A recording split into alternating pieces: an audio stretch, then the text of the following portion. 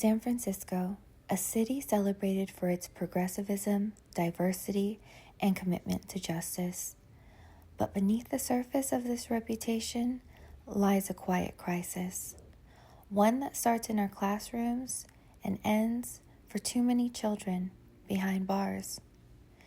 This is the story of the school-to-prison pipeline and the fight to dismantle it in the San Francisco Unified School District. Across San Francisco schools, racial discrimination in disciplinary action remains an everyday reality. Black students make up less than 5% of SFUSD's population, yet they account for more than 20% of suspensions.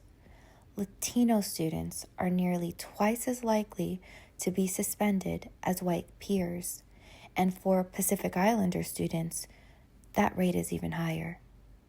These numbers aren't just data, they're lives interrupted, children removed from classrooms, alienated from learning, and funneled into the justice system. Behind every statistic is a young person whose potential is derailed by systemic bias and punitive school policies. In 2023, a 13-year-old Latino student at Everett Middle School was handcuffed by police for talking back to a teacher.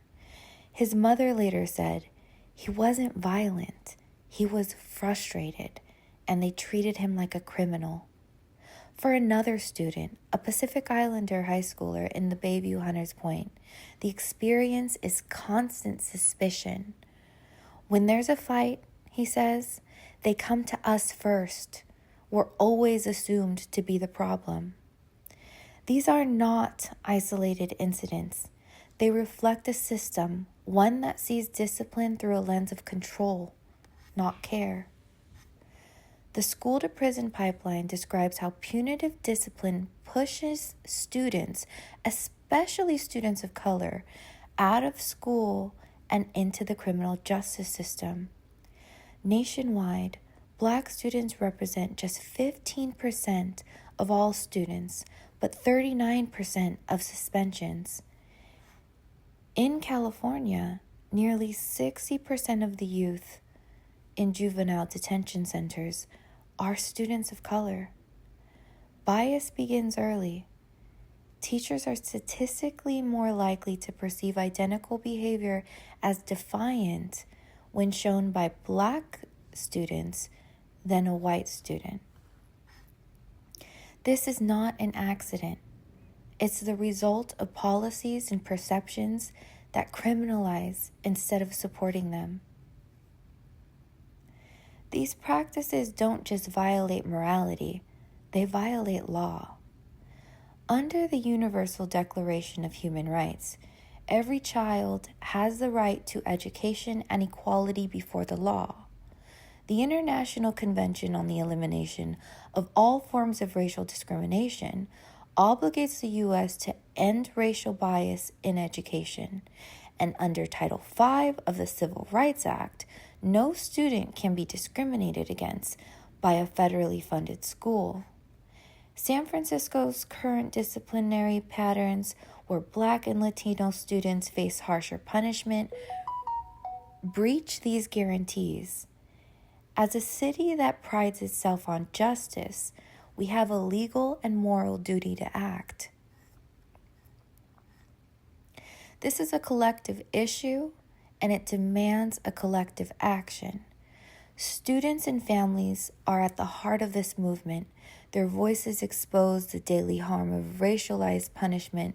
Educators and school administrators are the duty bearers responsible for shaping safe, equitable schools. Advocates and community organizations from the ACLU to Coleman Advocates for Children and Youth have been leading the charge for over a decade, and international allies like the UN Committee on the Elimination of Racial Discrimination provide a global platform for accountability. Dismantling the school-to-prison pipeline requires coordinated action from classrooms to city halls, all the way to the United Nations. And here's how we do it.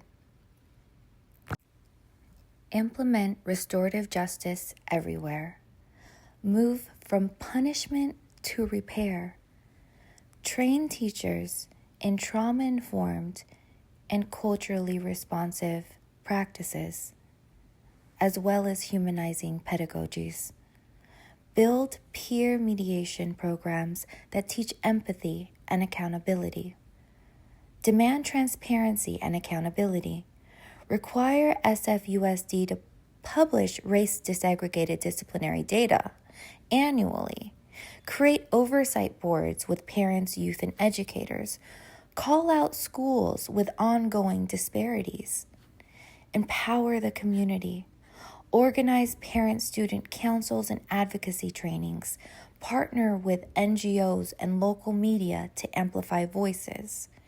Hold community forums in impacted neighborhoods like Bayview or the Mission. Leverage legal and international pressure. File Title V complaints with the Department of Education's Office for Civil Rights. Submit a shadow report to the United Nations Committee on the Elimination of Racial Discrimination. Engage in UN special reports on the right to education to investigate racial inequities.